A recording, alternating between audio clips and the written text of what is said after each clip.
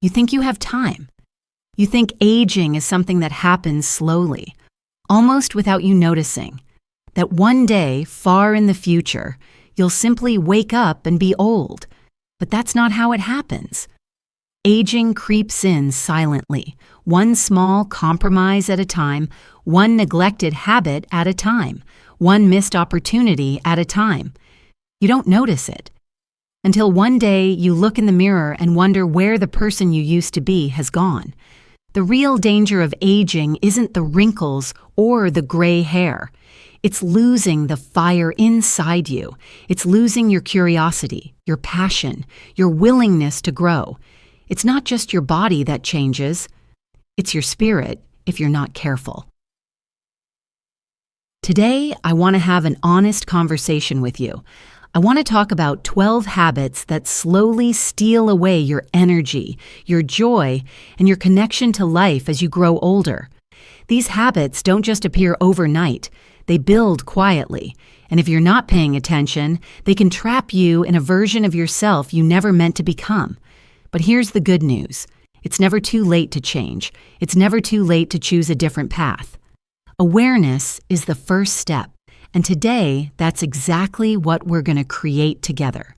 Let's get started. 1. Stop learning.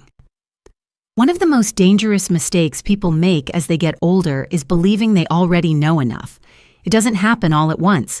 It's subtle. You start sticking to the routines you're comfortable with.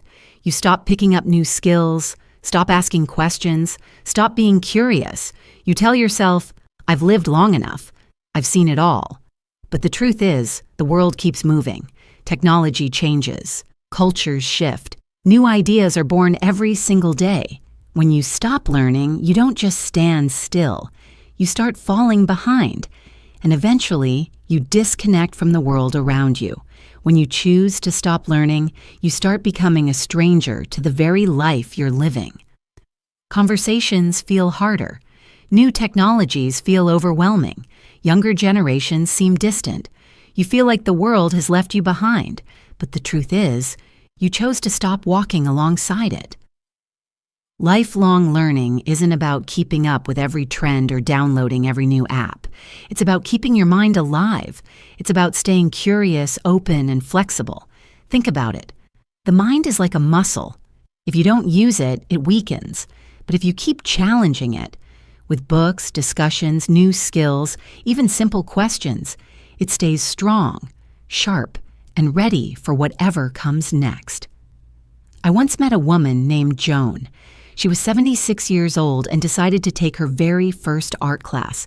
She said picking up a paintbrush for the first time made her feel younger than she had in decades. Not because painting erased her wrinkles, but because it reignited her sense of wonder. You are never too old to learn something new. In fact, learning might just be the very thing that keeps you feeling young. So let me ask you, when was the last time you tried something for the first time? 2. Complaining all the time. It often starts small. A few comments here and there about how things were better back in the day.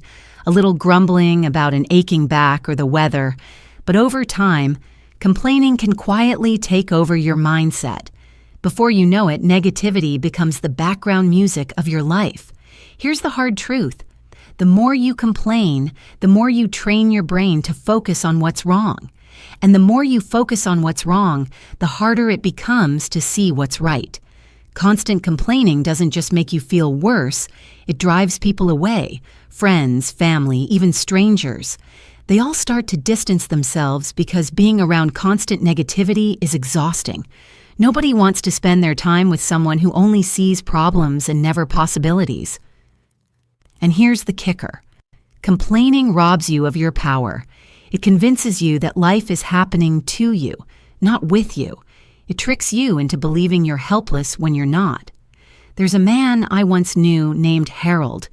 In his younger years, he was full of laughter and ideas. But as he got older, he started to see only the flaws in everything. The government, the neighborhood kids, even the meals his wife cooked. Eventually, his family stopped visiting as often, not because they didn't love him, but because being around him made them feel drained. Harold didn't realize that his complaints had built a wall around him, brick by brick, until he was sitting alone inside it. If you find yourself complaining often, it's time to ask, what am I grateful for right now? What small thing can I celebrate today? Gratitude isn't about pretending everything is perfect. It's about choosing to see the parts that are still beautiful, still worth fighting for. You have a choice every day to be a source of light or a cloud of darkness. Which one will you be? 3. Being critical of younger generations. As we get older, it's easy, almost automatic, to look at the younger generation and shake our heads. Kids these days don't know what hard work is. Back in my day, we had real values. Those kinds of thoughts might slip out without a second thought. But here's the danger. When you constantly criticize the next generation, you don't just sound out of touch. You close yourself off from everything new and alive about the world. You start to believe that the only good times already happened and there's nothing worth getting excited about anymore. Being critical might make you feel wiser for a moment, but over time, it isolates you. It pushes away the very people who could bring fresh energy, new ideas, and even new meaning into your life. I remember a man named Paul who was fiercely proud of the life he had built, but he also couldn't stop tearing down everything new. Smartphones were ruining society. Music was garbage. Work ethic was gone. Over the years, his children visited less. His grandchildren barely knew him, and he sat alone, bitter at a world he refused to understand. Paul didn't lose his family because they didn't love him. He lost them because he stopped being curious about who they were becoming. Here's the truth. The younger generation isn't your enemy. They're your bridge to the future. They're your chance to stay connected, to stay relevant, to stay alive in a world that's always changing. Instead of judging, what if you asked a question? Instead of criticizing, what if you got curious? You don't have to agree with everything new, but when you stay open-minded, you stay connected, not just to others, but to your own spirit. And isn't that what aging well is really about? 4. Self-isolation. It doesn't happen overnight. It starts with turning down an invitation because you're tired, skipping a family gathering because you're not in the mood, saying no to a phone call because you think, I'll call them later. But later turns into weeks. Weeks turn into months. And before you know it, you're sitting alone, wondering how the world got so quiet. Isolation is one of the most dangerous habits of aging. Not because people stop loving you, but because you start convincing yourself that being alone is easier, that it's safer, that no one would miss you anyway. But that's a lie. Human beings are built for connection. We're not meant to live in silence, to pull away from laughter, hugs, stories, and shared memories. The longer you isolate yourself, the harder it becomes to find your way back. I once met a woman named Alice who lived alone after her husband passed away. At first, she enjoyed the peace, but over time, the quiet turned heavy. Days blended into nights. She stopped answering the phone. Friends stopped reaching out. She told herself it didn't matter, but the truth was she was aching for someone to care. It took one brave decision: to join a local book club, to change everything. One choice brought color back into her life: friendships, laughter, purpose. Isolation isn't just lonely, it's dangerous. It dulls your spirit. It shrinks your world until there's nothing left but walls and silence. If you've been pulling away, even just a little, I want to challenge you today. Say yes. Answer the call. Show up. You don't have to be the life of the party. You just have to be present, because life doesn't stop moving, and neither should you.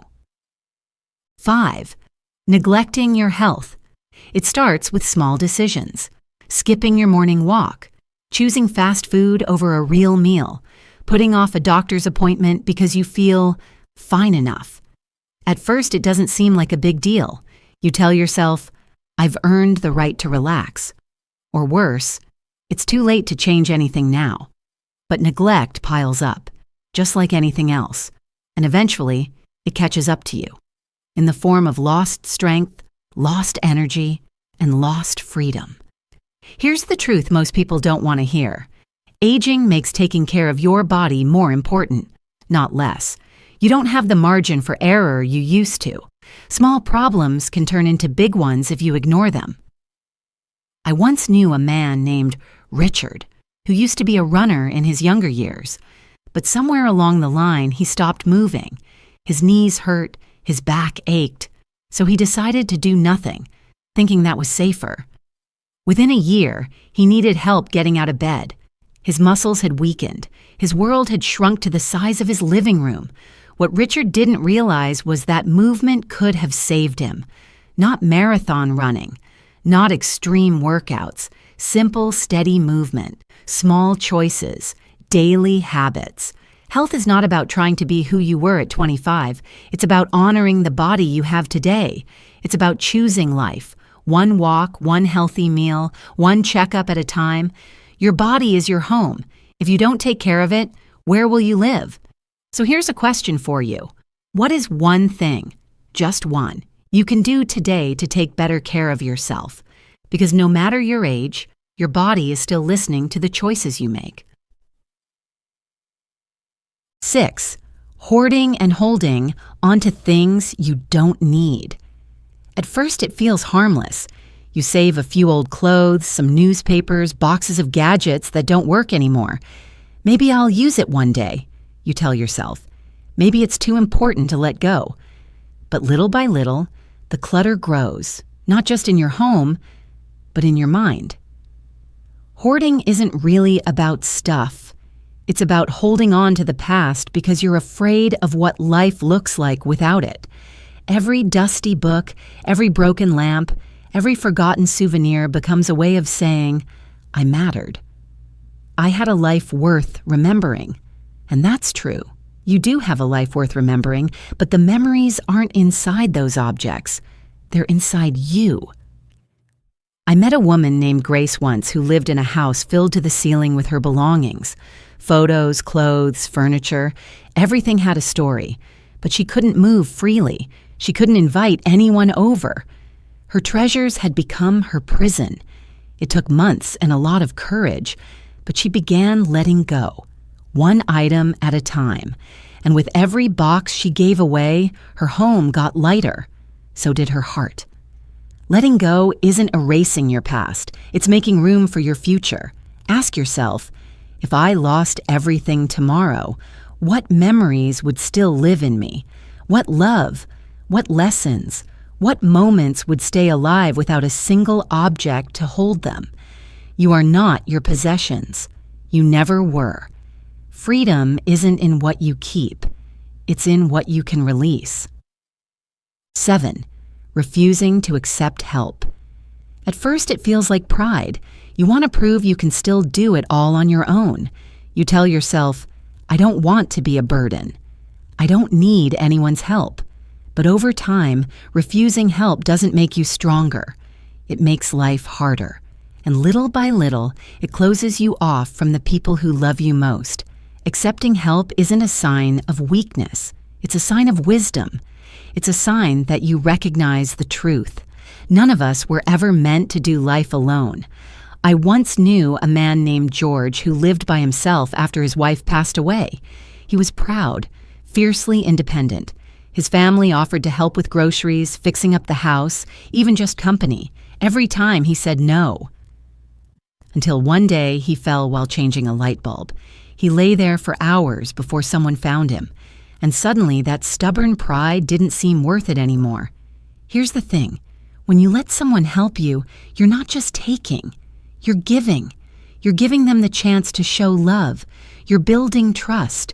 You're strengthening bonds. It's an act of courage to say, I can't do this alone. It's a gift, not just to yourself, but to those who care about you. So I'll ask you this. When was the last time you said yes to help? Not because you had to, but because you chose to. You don't lose your independence by letting others in. You lose it when you pretend you're fine when you're not.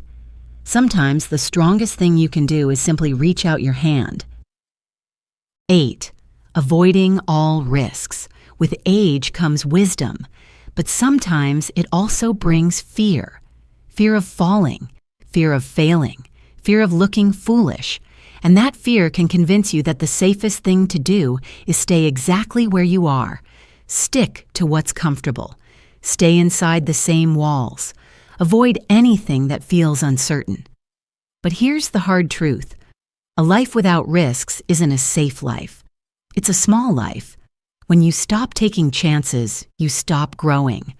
And when you stop growing, a part of you starts to quietly wither. I once met a man named Leonard. He had always dreamed of traveling but told himself he was too old, too slow, too tired. For years he stayed home, watching documentaries about places he never thought he'd see. One day, his granddaughter asked him a simple question. "Grandpa, what are you waiting for?" That question lit a fire in him. Leonard booked a trip to Italy, a country he had dreamed of visiting for decades. He said it wasn't the food or the landmarks that changed him. It was the feeling of being alive again, nervous, excited, filled with wonder. Taking risks doesn't mean being reckless. It means being willing to feel alive. It means stepping out of your routine, trying something new even if it scares you. Try the new class. Join the community group. Say yes to something that makes your heart beat a little faster. Because if you're not a little bit afraid, you're not truly living. Ask yourself, when was the last time you did something for the very first time? You're never too old to be brave. 9. Living too much in the past. The past can be a beautiful place, full of memories, laughter, accomplishments, and people we loved. It's natural to visit it from time to time. But if you live there, if you spend your days replaying what was instead of embracing what is, you risk missing out on the life still waiting for you. Nostalgia can be comforting, but it can also become a trap, a way of convincing yourself that your best days are behind you, that there's nothing left to look forward to. I once knew a woman named Clara. Every conversation she had circled back to the good old days, the friends she used to have, the trips she used to take, the way life used to feel. At first, people listened kindly, but eventually, they stopped calling. It hurt to realize that Clara had stopped seeing them, really seeing them, because her eyes were glued to a time that no longer existed. Clara wasn't living anymore. She was only remembering. The past shaped you. It made you who you are. But you don't honor it by clinging to it. You honor it by taking everything it taught you and building something new today.